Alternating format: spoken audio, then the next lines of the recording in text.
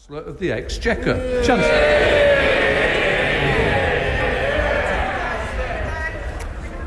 Mr. Speaker, the central responsibility of any government is to do what is necessary for economic stability. Mortgages that have to be paid, savings for pensioners, and businesses investing for the future.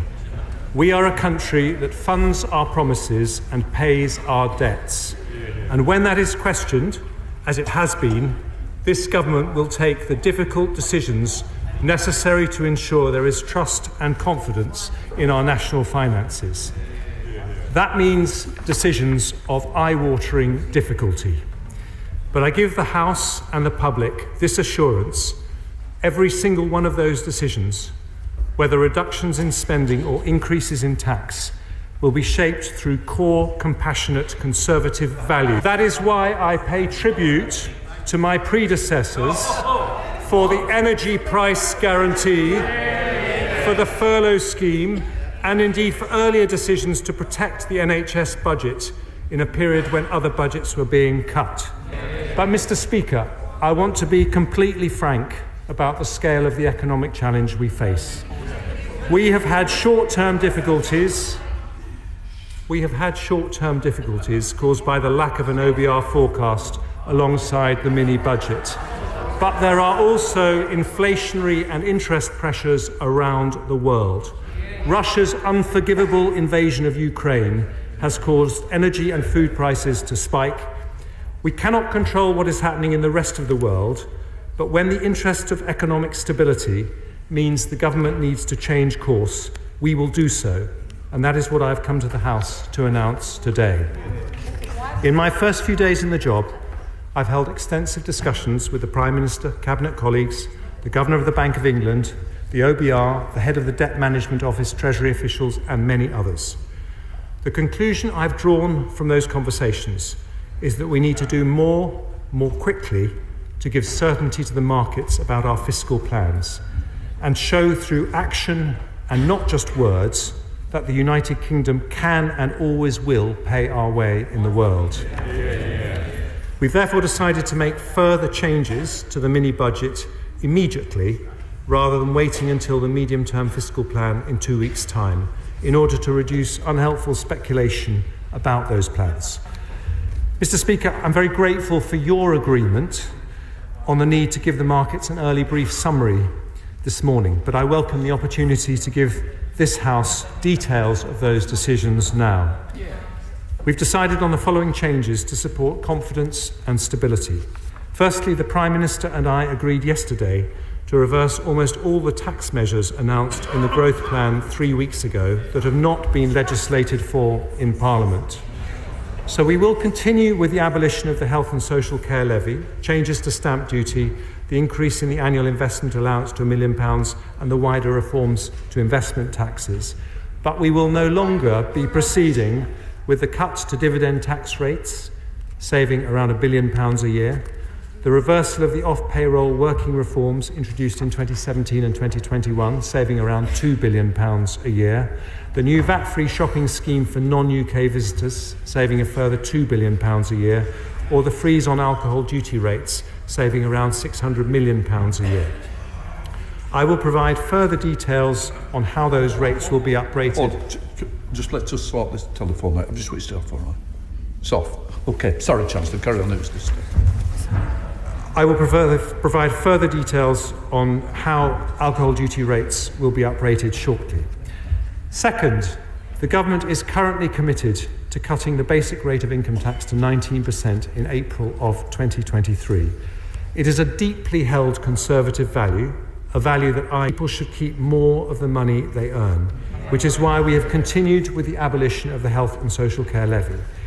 But at a time when markets are asking serious questions about our commitment to sound public finances, we cannot afford a permanent, discretionary increase in borrowing worth £6 billion a year. So I've decided that the basic rate of income tax will remain at 20%, and it will do so indefinitely until economic circumstances allow for it to be cut.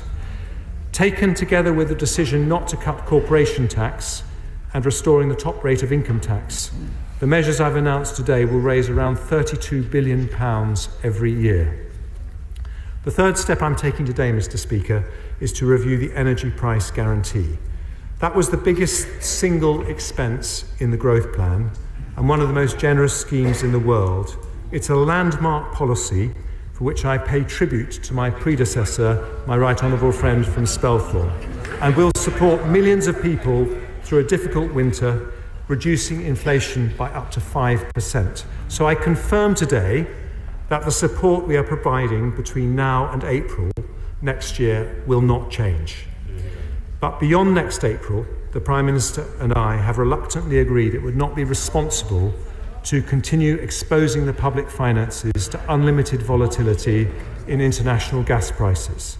So I'm announcing today a Treasury-led review into how we support energy bills beyond April next year. The review's objective is to design a new approach that will cost the taxpayer significantly less than planned, whilst ensuring enough support for those in need. Any support for businesses will be targeted to those most affected, and a new approach will better incentivise energy efficiency. There remain, I'm afraid, many difficult decisions to be announced in the Medium-Term Fiscal Plan on October the 31st. When I confirm that we will publish a credible, transparent, fully costed plan to get debt falling as a share of the economy over the medium term, based on the judgment and economic forecasts of the Independent Office for Budget Responsibility. I'd like to thank the OBR, whose Director Richard Hughes I met this morning, and the Bank of England, whose Governor Andrew Bailey I've now met twice.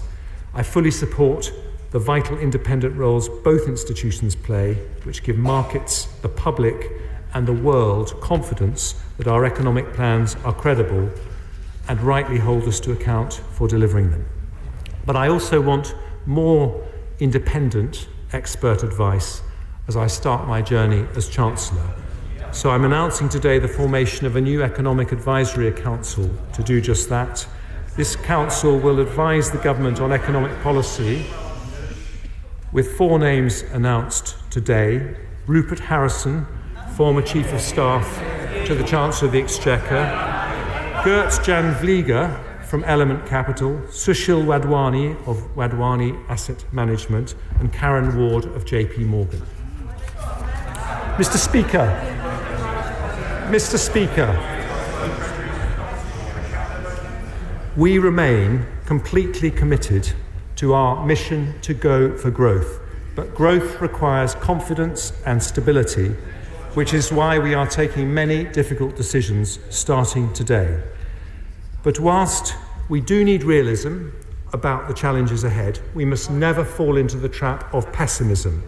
Despite all the adversity and challenge we face, there is enormous potential in this country, with some of the most talented people, 3 of the world's top 10 universities, the most tech unicorns in Europe, one of the world's great financial centres, incredible strengths in the creative industries, in science, research, engineering, manufacturing and innovation. And all that gives me genuine optimism about our long-term prospects for growth.